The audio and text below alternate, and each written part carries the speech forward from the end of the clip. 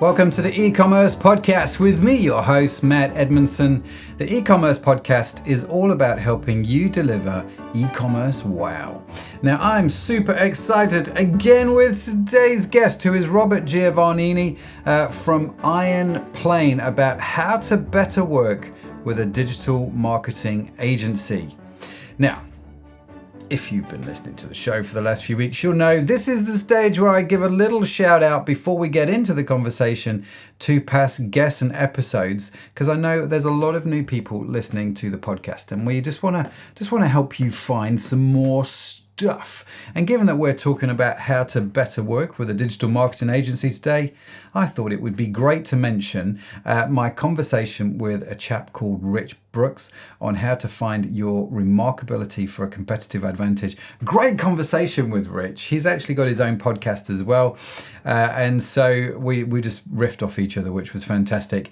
And then also in the archives is a conversation with James Pybus. The digital marketing strategy you need to transform your business was the title of that podcast. And we got into all things like SEO and all kinds of great things with James, who's also a bit of a legend. So do check that out. Now, this episode is brought to you by the eCommerce cohort, which helps you to deliver e-commerce wow to your customers.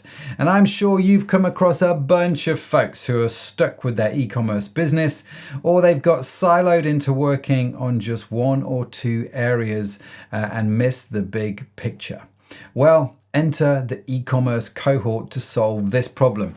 If I'm honest with you, it's the kind of thing that I wish I'd had before my business almost went belly up. It would have helped me no end, let me tell you. The cohort is a lightweight membership group with guided monthly sprints that cycle through all the key areas of e-commerce. The sole purpose of cohort is to provide you with clear, actionable jobs to be done so you'll know what to work on, and more importantly, you'll get the support you need to get it done. So whether you are just starting out in e-commerce, or if, like me, you're a bit of a dinosaur, I don't know if I should admit this, but it's out there now. If you're a bit of a dinosaur, I can encourage you to check out ecommercecohort.com. We accept dinosaurs from all walks of life, let me tell you, as it's gearing up for its founding member launch. If you've got any questions, email me directly at matt@ecommercepodcast.net with your questions, because let me tell you, I am super proud of it. I know I've mentioned this a few times recently, but it is a great thing that's going on with Cohort.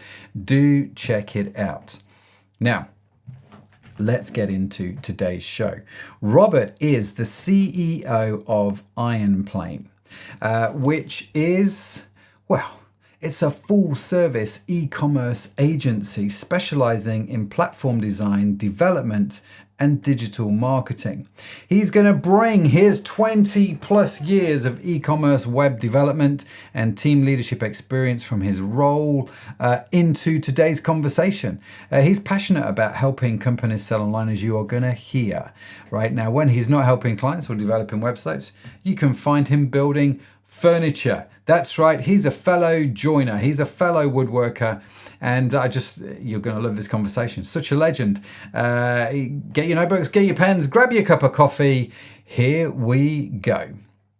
Well, I am here with Robert Giovannini. He is the CEO of Ironplace, a full-service e-commerce agency which specializes in platform design, development, and digital marketing. Oh yes, he brings over 20 years of e-commerce experience, website development, and team leadership experience to his role at Ironplace. He is very passionate about helping companies sell online, which makes him an ideal guest for the show. And what I love about this guy is when he's not helping clients or developing websites, you can find him building furniture. And I'm not just talking about the IKEA flat pack stuff. Oh, no. Or he's off traveling with his family. Robert, great to have you on the show. Thank you for joining us. Great that you're here. My pleasure. Thanks for having me. So before we get into the whole e-commerce stuff, because, you know, that's technically why we're here, I suppose. Right. It's the e-commerce podcast. Yeah. I'm curious about the furniture thing. What's that all about? Gosh, we moved up to Portland, Maine, which is north. Maine is very north and cold, and we picked one of these old Victorians. It was 100+ years old and hadn't been touched in 40 years. In our world, think Brady Bunch. They had gone through the 70s and lowered all the ceilings and all that stuff, right? And so, which I'm sure was lovely at the time, and so in the course of that, we had to learn a lot about how to fix this monstrosity up and bring it back to some of its former glory. And my gosh, I just got into this whole hands-on building things. Never thought I would. I mean, I don't know why both my grandfathers were carpenters, but but I spent all day long in front of a computer and screens. And I just found that getting down to the shop, it was just an idea, the ability to just, put on some headphones and really just sink into building and creating. And then all of a sudden, now unfortunately, there's just not a room left that I can put more furniture in. So it's that's really funny. Now, the reason why I'm asking you about this is because when I read that, I'm like, this is a man after it's like you're my American doppelganger. Because here's the thing, right, Robert? Yeah. I also have ran e-commerce agencies. Do you know what I mean? And I've also been around the block a little bit, but I love making furniture. Oh, and no in kidding. fact, no, seriously. And in fact, we moved our warehouse about 3-4 months just before Christmas. Okay. We started to no, sorry. It was just after Black Friday because it was a whole nightmare. And let's not go that story. But we moved our warehouse, and when we moved into the new warehouse, part of the deal for me was I'm going to take this space. It's a little bit bigger than what I need, but that means in the back corner of our new warehouse, I have started to build my dream wood shop. Yeah. So I have put in there all kinds of tools recently. So I've just got a new jointer thicknesser. I've got my brand new table saw down there. Mate, so if you ever are over here. I love it. So power tools. You're definitely on the power tool side. I like both. I like power tools and hand tools. Yeah. I'm a hybrid guy. But and like you, and people tuning in will be going, is this a woodwork podcast? Like you. We can tie it together. We'll bring it in. Yeah, well, somehow I'll make it work. But like you, the reason I love it is the complete opposite of digital. It is analog. It's not a screen. It's not pixels. It is real, something you can touch and move with your hands. And there's just something about that which I think is literally quite divine. I do. And I agree with you. You can become so obsessed over the tiniest little thing, nobody else is going to notice. Right. But for me, that flaw, if I don't get it, I know I'm going to notice it every single time. And you can kill yourself for hours over the smallest thing, but it's very tactile. It's very real. Oh, it's awesome. So post this conversation, send me some of the pictures of stuff that you've done. And awesome. I'd love to see it. In fact, the desk that I'm on now is a piece of furniture that I have made. Not cool. That you can see it because of the camera. But if you can see, I don't know if you can see behind me, this little plaque on the wall here. This is and I'm sorry if you're listening to the audio podcast listeners, we will get to normal, but there's a chunk of wood on the wall behind me if you've never seen any of the videos, and it's a piece of walnut. It's part of a walnut root, part of the root of a walnut tree. And I engraved in that piece of wood the Liverpool skyline, which is a city which where I'm at. And then I backfilled it with white resin. And I quite like my little piece of wall art. The only piece of wall art I ever made. Everything else is furniture. But there you go. That's great. That's great. Well, it's great to meet a fellow joiner / e-commerce entrepreneur. I think there's probably like 2 of us in the whole world. I'm thinking but we're going to target that market. It is super niche. Exactly. And I feel like I know all of them. And so if you're listening, there'll be people listening to the show going, no, Matthew, I am digital and I am also into wood and making stuff, maybe not wood, maybe metal or whatever. If that's you, genuinely get in touch because I would love to hear from you. Me too. It'd just be amazing.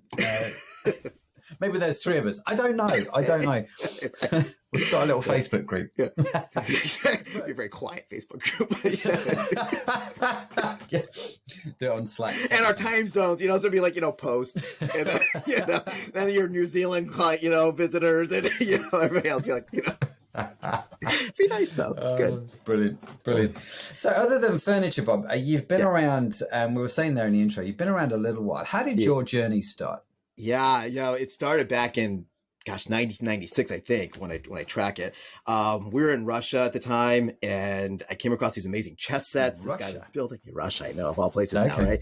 But it was things were changing. It was the great time to be there. It was like everybody was taking advantage of doing new stuff and building and freedom and all that good stuff. So maybe another generation will get back to it. But we were sitting there, and I came across this guy in a market. He's making these incredible chess sets, and I knew a little bit about ecom. I'd been playing around with HTML. And Front Page had come out. If you remember this thing, this was an old tool. You could build websites, a little more drag and drop. You could wire up PayPal. And I said, let's see if there's anything to this. So I took a picture and had to get it developed, and then put it up online. So it's like woodworking, right? It took a solid week, to get it there, right? And I forgot about it, and I think we called it buychess.com or something like that, right? And so a week and a half later, this ski slope in Vancouver bought it sight unseen for $9,000. I don't even think we had a security certificate at the time. And I'm going, oh, there's something to this, to this ecom thing. And my wife had gone back to grad school back in Syracuse, New York. And I said, don't be alarmed if a container from Bali shows up with trinkets and things, and then my dad, I'm like, Dad, don't be alarmed if 100 chess sets arrive in your garage. I might need you to do some fulfillment for me, because I'm still sitting over here in Moscow. And I just loved it. And this unwittingly began this journey into ecom. And over the years, I bought and sold a few different sites along the way. And we started to get asked to build the sites, vendors and partners first. And then eventually we just started getting clients. And I just love it. I come at it from a business perspective. I'm not a coder or developer. I know just enough to get in trouble. So I've got a lot more smarter people on my team than I am to do that stuff. But so this is what we've been doing for 12 years now, and helping people get their stuff online, or if they're already there, helping them do it better and selling it. And that's So you've been doing the agency thing for about 12 years now. Yeah. Ironplace. Yeah. Yeah. Yes. Okay. Ironplace. And so do you still dabble in e-commerce, or are you fully fledged agency now? We've got a couple. So my daughter, she's I want to do this. All right. So, we've built a couple sites for her, helped her build and sell some stuff. We don't have anything that's truly active. I'm a silent partner in another venture that's all digital e-com services and that kind of thing. But no, actively on a daily basis, no. I don't know you that well, Robert, but I struggle to believe that you're actually a silent partner. Yeah. I do my best. I do my best. I didn't start off as silent, but then, we made a deal that I would go silent at some point there. So yeah, you will not be heard anymore. Yeah, exactly. They have a mute button now. I hate it. The dangers of Zoom. They can exactly. We understand. We've heard. So that's really funny. So you started out doing e-commerce. You moved to the agency space, which you've now got quite a big team, haven't you? Doing all of the agency work there at Ironplace. Just about 50 plus. So yeah, I think that's a pretty reasonable size for an agency. It's definitely new level of complexity, right? When you're team. It's sort of agencies tend to be that sort of 10 to 15 mark, don't they? And once they break through the 20 plus barrier, the next barrier for me is always that 50 number. Yeah. And when you start hitting those kind of numbers, like you say, that's just a whole new or a whole new level of pain and complexity. I love my team. No pain. They're all amazing. Exactly. No, it's great. I mean, our team, we've had staff in the past over 50. The company structure is such that we don't do that at the moment. But I remember when we hit 54 staff, and I'm thinking, I don't know about you, Robert, but for me, a lot of it was imposter syndrome. And, you're like, I'm the head of this team. But like you, I don't know how to code. I love your phrase. I know enough to be dangerous. Yeah. And that was definitely, still is me, to be fair. Because I'm the guy that will sit there talking to a client and they'll say, oh, can we do this? I say, oh yeah, that's a quick 10-minute job, that. And all the developers behind me, they've all got knives out. They're all going, no, Matt, that's not 10 minutes. That's 4 weeks, bud. It's like, yeah, but we got the deal. Yeah.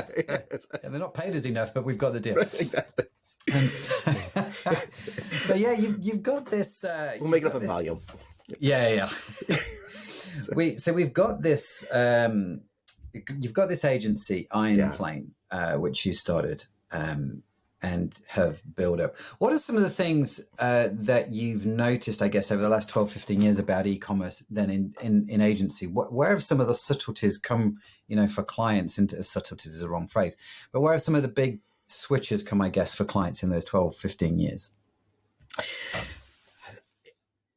I think there's a polarization starting to happen here. We've got clients that are, there's very, at least on the system side, the platform side, and then I'll get right to answering your question here.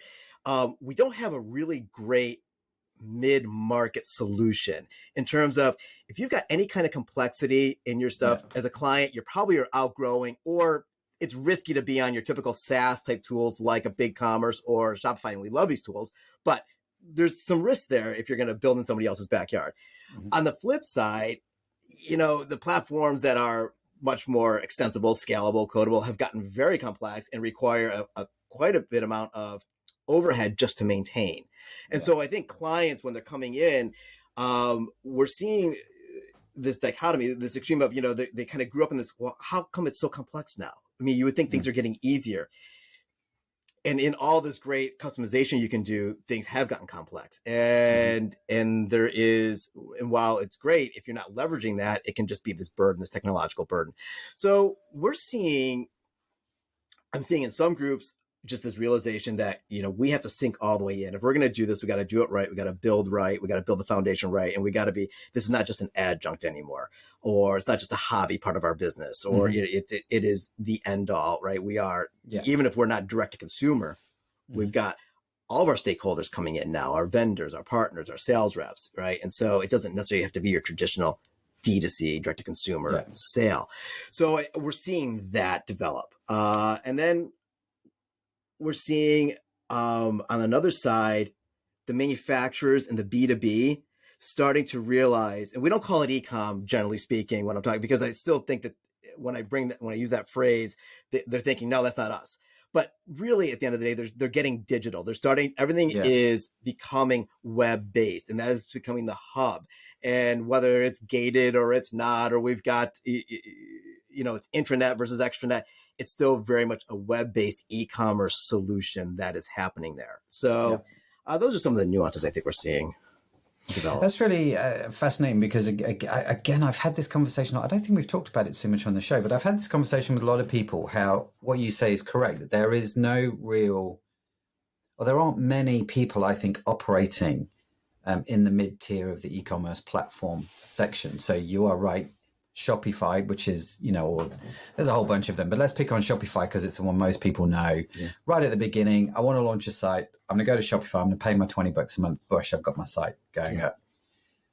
There comes a point, certainly my experience is there comes a point where your e-commerce business is big enough, or is so big, or you want a level of complexity to your site, you want it to be bespoke, that actually what you get with Shopify no longer meets your needs, and you want to sort of develop beyond the boundaries of Shopify, for want of a better expression.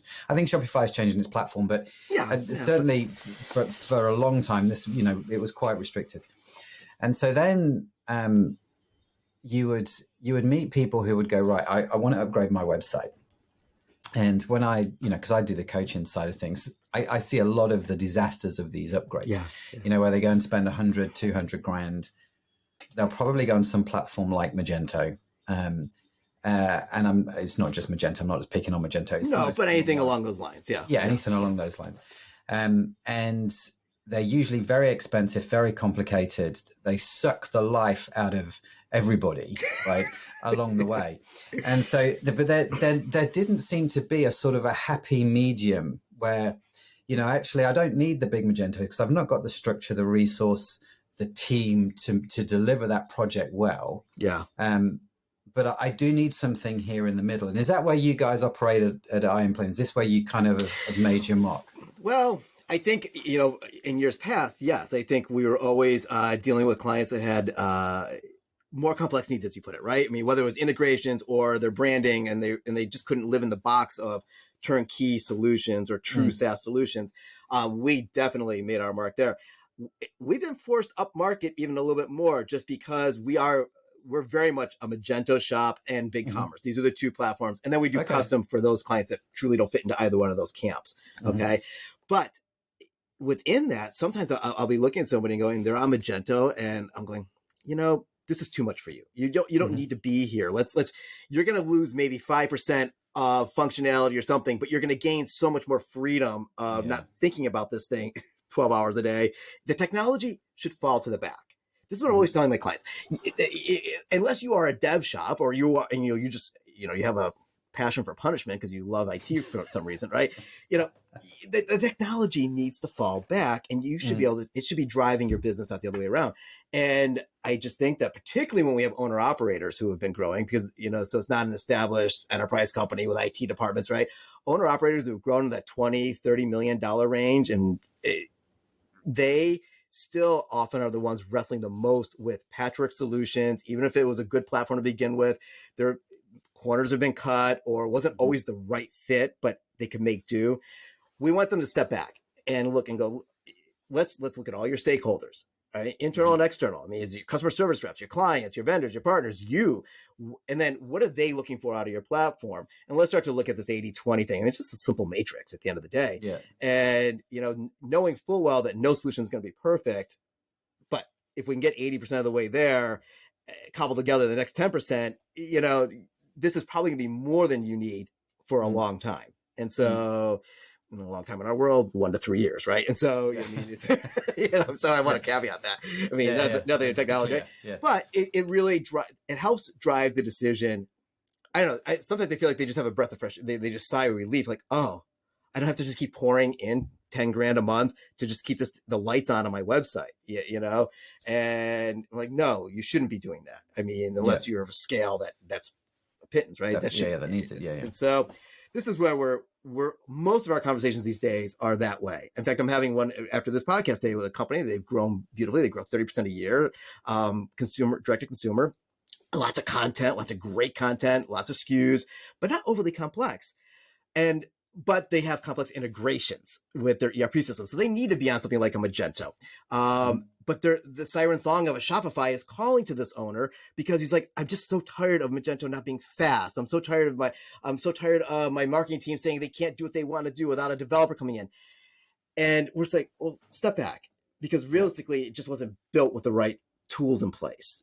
Getting back to the woodworking, right? We're always talking about bringing tools here. And so, and if we can find those right tools, and if they do what you need, just, moving platforms is painful, and you're in going from what and all of its issues to what you don't know and the promise of glory. There's always a big gap there. And so we're really helping them to dissect down what are your true business needs and who are all the stakeholders and what is it they really want. Is it that marketing just wants to be able to create a landing page and not have to call a developer every day? Okay, there are ways to do that. Let's solve those issues, right? And so that's how we try to approach these things, not throw everything out all at once. Yeah, I like that approach, Robert. I really do, because it makes an awful lot of sense. Because I think when I've seen it go wrong, when, and if people are listening to the show and they're like, well, I'm kind of at this stage where I'm thinking of upgrading or moving to Magento or whatever, wherever they're at in their e-commerce journey. And you're kind of, where I've seen it go wrong, usually it comes down to managed expectations.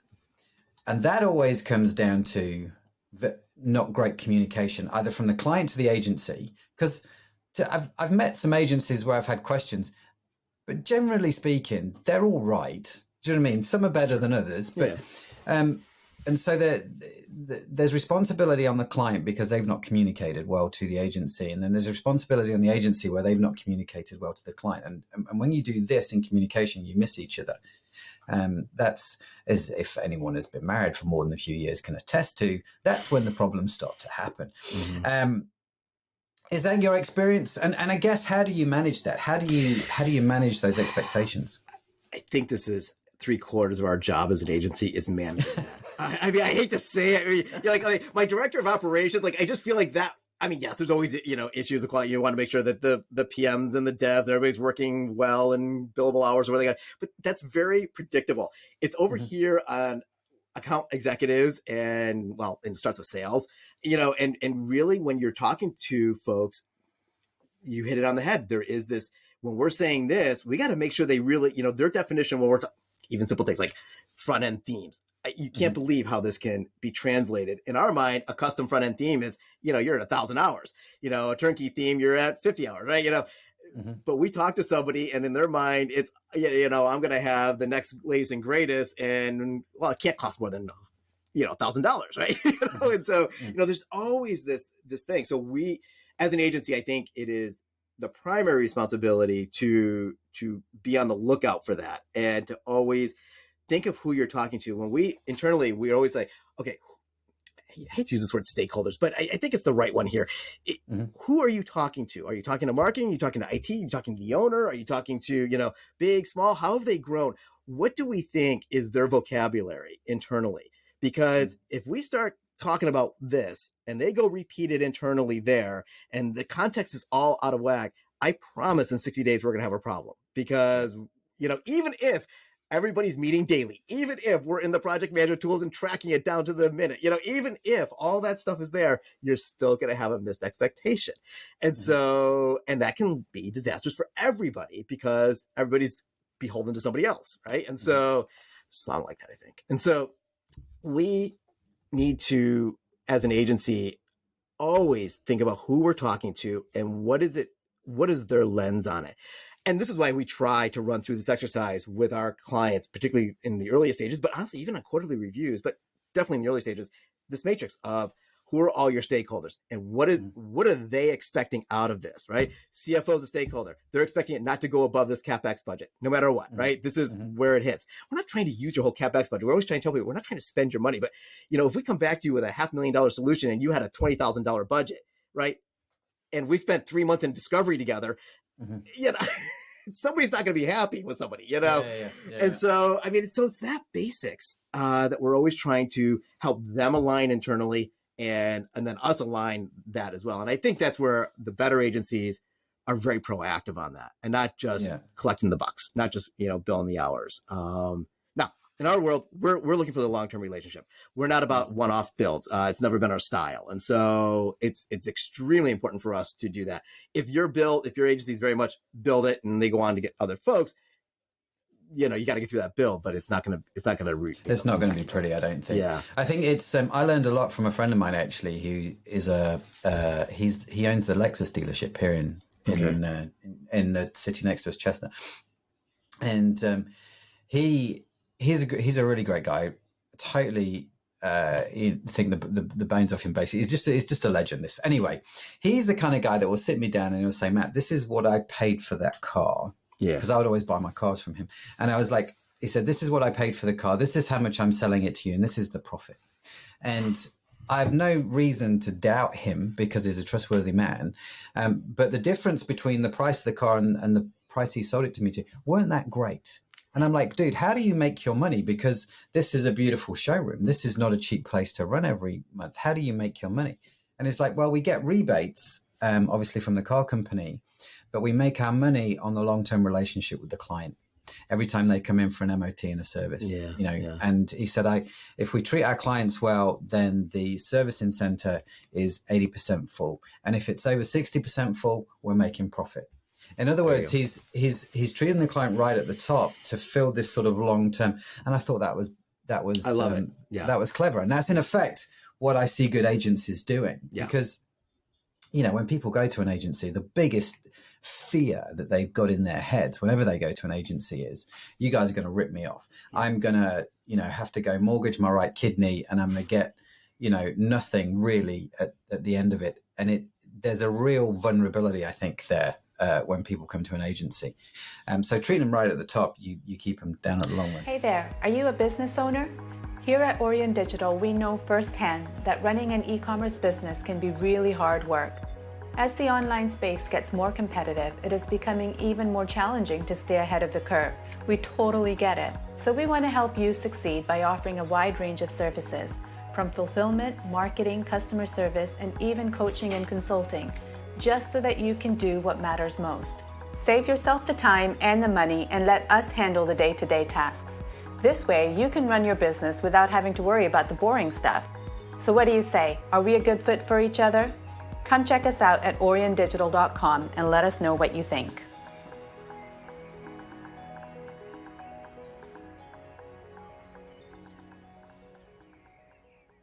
So, Robert, for you, Yeah.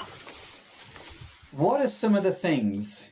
Because the people who listen to this show are in effect your potential clients, or maybe not your personally, but agencies' prospective clients. They're going to be wanting to use an agency at some point in their e-commerce growth, or they are using an agency to help them do something. So how can we, as the consumer, as the stakeholder, to use your language, how can we better help ourselves get ready to work with an agency? What are some of the things that you wish we would know before we give you a call? Run through that exercise and really figure out who really cares about the project and what they want out of it.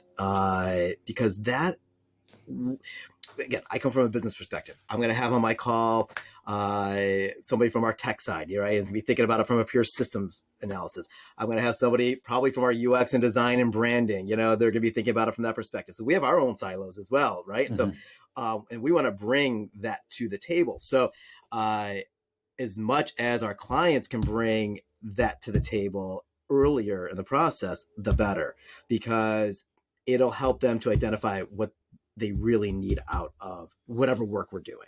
And so, because everybody wants everything, right? I mean, we want this site to do this, and we're fully expect that we're going to leverage 100% of that platform. And no, the reality is, right? We're going to go for the quick wins and then build on that foundation so that you can start to incorporate whatever it is we're doing. And this sounds very broad in general, but, we just see folks, they have a vision of a month down or a year down the road, and it's great, but there's this big gap between what it should look like a month down the road. And then there's this black box, and this gets to what you're talking about, how people don't trust agencies. So they get afraid, right? They don't want to show that they don't understand, because then they're going to be taken advantage of. And then this creates this vicious loop, right? And then we go into ultra explanation mode, and they feel even more lost because the tech person's talked, about code, and then, the business person's talked to the IT. It just self-fulfilling prophecy. I like it too. I'm not a car guy. I don't like driving, not a big car. My wife is the one that drives everything in the house, right? And so, but we have a mechanic, and it took years for me to come to trust the mechanic, because every time we took a car in, no matter what it was $500. It's a little bit like your Lexus, right? No matter what it was. Right. I'm like, my car's making a little ding. It's me $500. And we're going to have to do a discovery, by the way, their version of a discovery, right? A code review, right? And I'm like, okay, so I got my $300 code review, and now I'm going to be another $500, and it's not going to be ready for 4 weeks. And they're likely to call me in 3 and say it's going to be another 4 after that, because of supply chain shortages, right? So the funny thing is, there's just this parallelism to what I do as an agency. And I felt in my early days, when I would be on every sales call and people calling in, I could feel that trepidation on the other side of the line. I mean, they just didn't know. They were worried they were being taken advantage of. They probably felt like they have been taken advantage of in the past. Were they? Probably not. Probably missed expectations. Probably just, two ships passing. Not a good fit, not a good alignment. And this is where, as much as people, you want to come in knowing what it is you're trying to accomplish, and then vet your agencies, a few of them, how well they seem to respond to what your goals are, your business goals are, or if your technical goals. And if they can talk that language with you, you got a good chance you're going to start bridging the expectation gap pretty quickly. And so I think so anyway, short answer is, I think know what your business goals are and what you're really trying to accomplish and who the stakeholders are. And then as you're listening to agencies, don't get caught up in all the promises of what can be. See if they're talking to your goals. And if they are, because you can always solve something. There's always a tool. I mean, and in our world, like, we'll tell people, like, look, we've got these 2 tools in our backpack that we use, and then we've got these other ones that we're really good at. But if you're out of that set, we're going to recommend you to go over here, because we're not going to pretend that we've mastered this other thing. And so, see how I brought that back to tools? Yeah, I did. I'm already thinking about hand planes, but let's not go there. But I like that, and I guess if I'm going to play the slightly contentious interviewer role here, how do I know what my business goals are? And how we, do you see what I mean? I can hear people getting stuck The funny thing is, point straight away. I think people get over this is where a good agency actually is worth their weight in gold, because they will help you understand these by asking clarifying questions. But I do agree, the more you can do before you talk the agency, the better. So when you so let's run through some really practical examples just to help people understand the terminology. So how would I go about figuring out what my business goals are? And let's say I'm just looking for products I've got around here. I've got some little candles here that, again, people listening won't be able to see this, but I've got some little candles. Let's say I've got a candle website. I manufacture candles and I'm turning over, I don't know, 15 million online. I'm on a Shopify site and I'm kind of going, I want to do a few more bits and bobs. How do I start to think about this? So, I mean, the most basic level, we always tell people, this doesn't have to be overly complex. Are you looking to, and everybody's going to say, I want all of these, but if you had to pick one, am I looking to bring in new business? Am I looking to bring back existing business? Or am I looking to improve the ones that are there, get them to buy more while they're there, right? Mm-hmm. And obviously it's always some combination of all three, but we've got limited budgets. We've got limited this. What is if you thought out the next year, what would be the biggest thing for you, right? And so, that's going to start to drive some of those technical answers. And so somebody says, I want a whole bunch of new business. Are we thinking we got to get omni-channel and we got to take this core platform and start pushing out to Amazon Marketplace and Walmart Marketplace and Wish and Frugal and all these other marketplaces?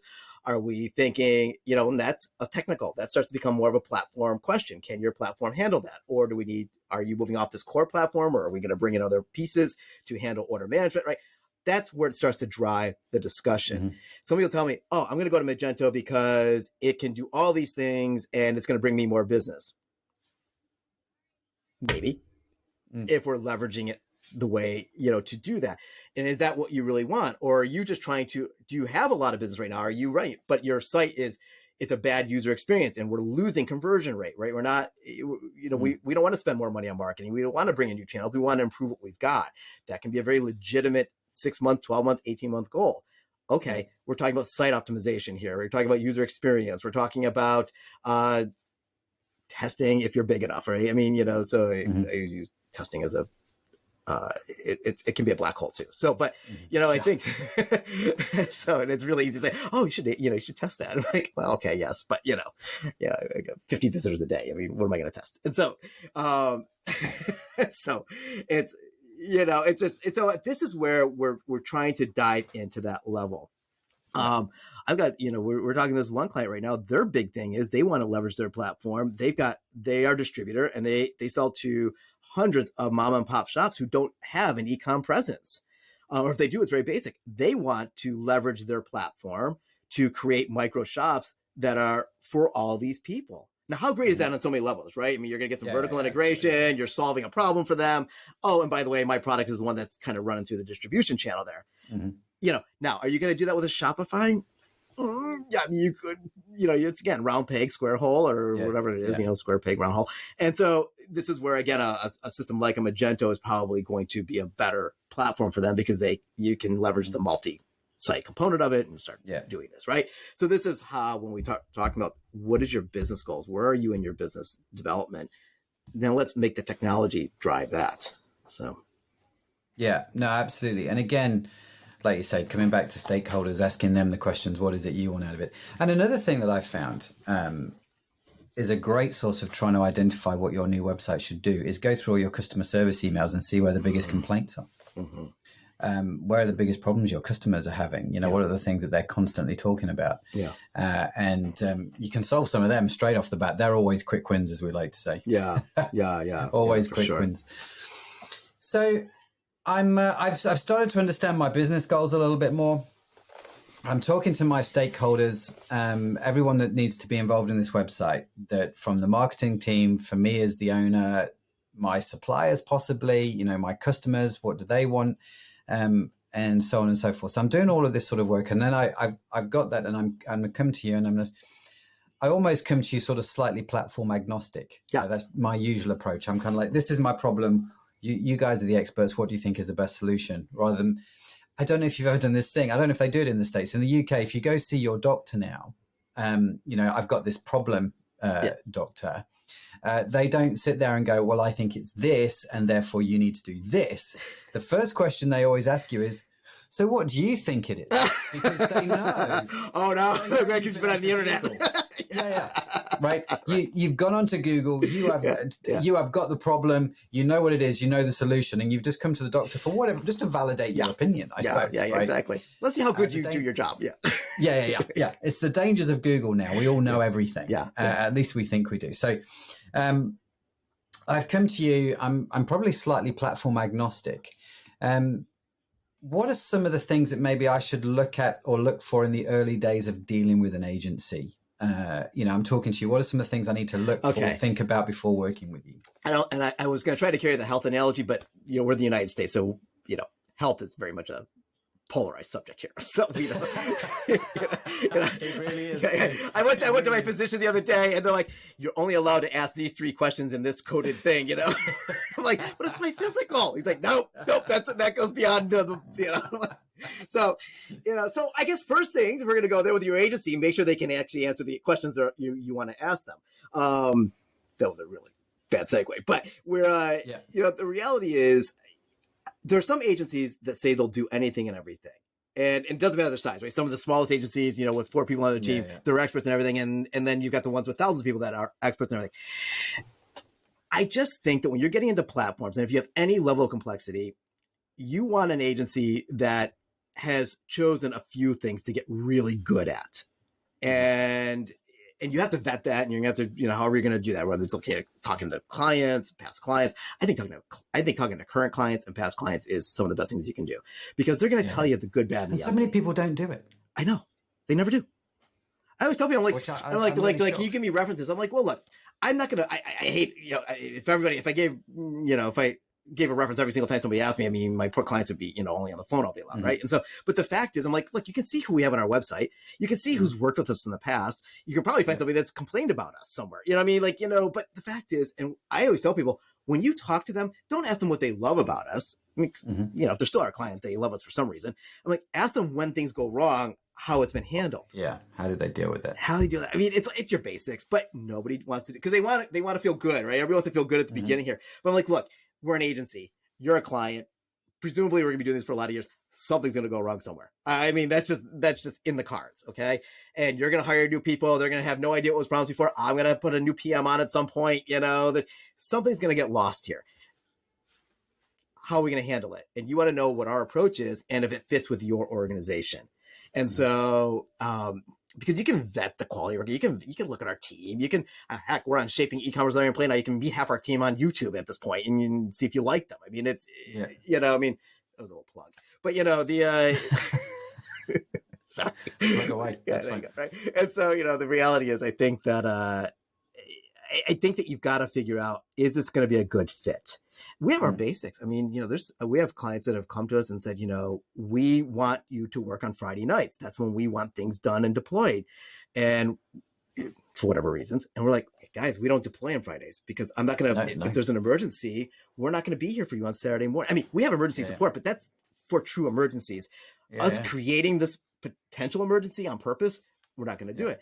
And we've had to walk away from really great relationships, nicely, but said we're not going down this path with you anymore. We're not, because our teams are not going to be here on Saturday unless it's truly an emergency of our making, or your making, but is truly unpredictable. And so those kinds of relationship things, code ownership and version controls and security, these are sacrosanct for us. And if clients are not, if that doesn't fit with their sort of corporate culture, that may not be a good fit. So you're looking for those basics as well. But we usually ferret that out early in a call. I think you want to see how, this is probably not a great way to put it, but how desperate is the agency? If they're living and dying on getting your stuff, it means you got to be careful they're not overpromising. And this is a big thing. And it's with the best of intentions, right? But you don't want to be their only scale, and everything else. It all comes into this equation. But in general, you don't want to be their only client or their most important client, because then there's too much risk, and they're going to, I think you've got too much risk going into that relationship. So, yeah, you have. And I think I've also come across it. Something you just said there triggered it in my head. I've come across this where, agencies overpromise, and they feel like they've got to work on this project all these crazy hours. And so you become their least favorite client. and you never want to be your agency's least favorite client. Perfect. Yes. You want to be your agency's favorite client, because that's when, do you know what I mean? You want to pay your bills ahead of time. You want to send everyone in the office gifts at Christmas.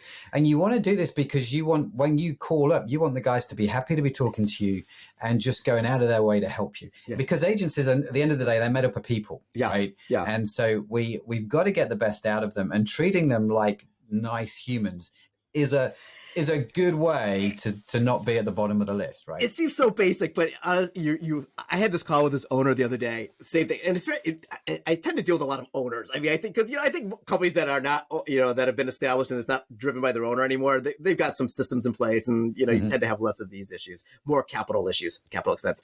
And this owner, he was just every interaction with our PM, who was so dedicated to this company, was just horrible. He would just blow up, yell, scream. Yeah. His team was afraid of him.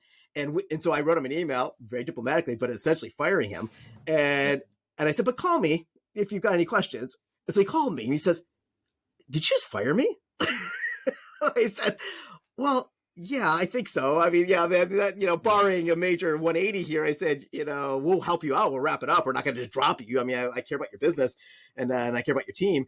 And he goes, but, you can't do that. I said, well, look, I don't make a habit of this. I mean, I wouldn't have an agency if I did. I said, I said, you don't want, but it basically boils down to what you just said. And I said to him, look, you want my team to be thinking about your project, to be excited when your email comes in the morning. If when they log in and there's an email from you and they cringe, I said, you're just not going to get the best out of that person.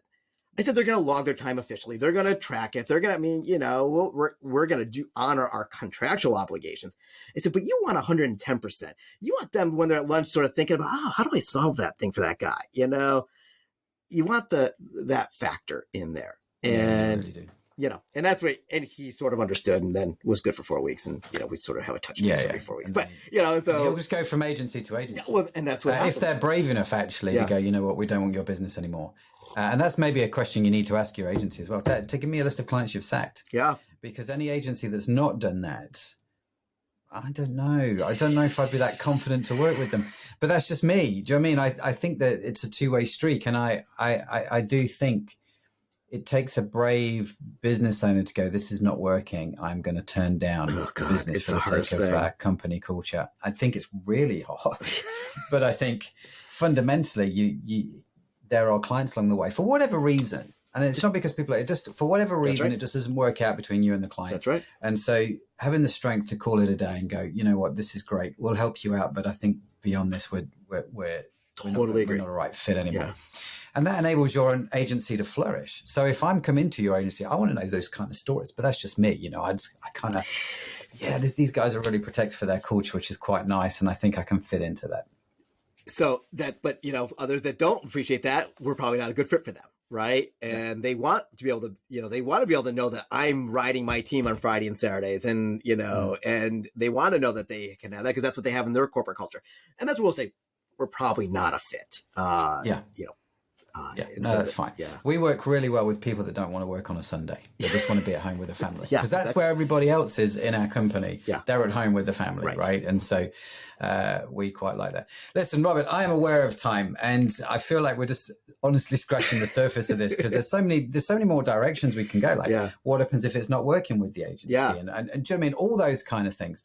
It may be that we need to do a sort of a part 2 of this conversation at some point, but I think for everybody out there that is in some e-commerce business, whether you're an owner, whether you're a startup, whether you're established or what, working with an agency is going to be something you're going to have to do at some point if you want to scale and grow. Yeah. And so do listen to what Robert has said about understanding your business goals, understanding the stakeholders, talking to the agencies, understanding their culture, and seeing if it's a good fit. Get your head around their process. Can you live up to the agency's expectations and what they need from you and all that sort of good stuff? Robert, if people are listening to the show and they kind of think, I really want to reach out to this guy, what's the best way for them to get a hold of you? Certainly LinkedIn, Robert Giovannini, Ironplace. I love the conversation. If anybody ever wants to talk e-com, I enjoy it. And then we have our Shaping eCommerce with Ironplace on YouTube and podcast, your favorite podcast channels, which is also, you can get to know our team a little bit and hear these same kind of talks. Yeah, fantastic. Yeah, absolutely. Do subscribe to their show. It's great. And we will, of course, put all the links in the show notes, and you can get those if for whatever reason you can't take them down now. Just head on over to the website, ecommercepodcast.net. Search for Robert. Search for Ironplace, and the young fellow sat before me will come up. And you'll be able to connect with him. We'll head all that stuff. Yeah. Listen, Robert, thank you so much for your time. Thanks for the conversation. It's always good to connect to fellow woodworkers / e-commercers / just dudes. We're really. A special bunch. We are. We should tell the Queen. We should get a medal or something. I'm not quite sure. But, it's Jubilee, so we must be in line for something. I don't think so. Dude, thank you so much. It's been great chatting to you. Pleasure. So there you have it. Another fantastic conversation here on the e-commerce podcast. Huge thanks to Robert for joining me today. Now, don't forget, you can check out our complete back catalogue online at our newly revamped website. Just head over to ecommercepodcast.net. Don't forget to subscribe wherever you get your podcast from, because we have some great conversations lined up and I don't want you to miss any of them.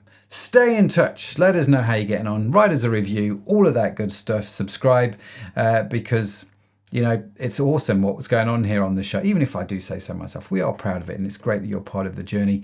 So thanks for being with us today. And in case no one has told you, you, my friend, are awesome.